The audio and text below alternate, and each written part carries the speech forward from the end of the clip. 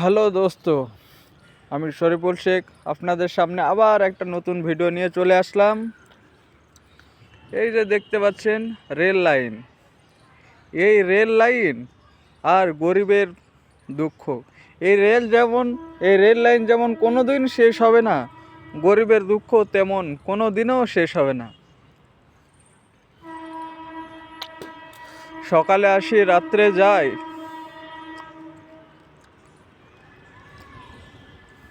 দেখেন এই আপনাদের সামনে চলে আসছে রেল।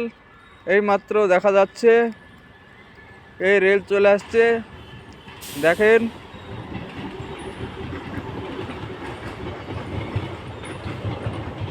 এই রেলের যেরকম বগি, সেরকম আমাদের গরিব মানুষের জীবন।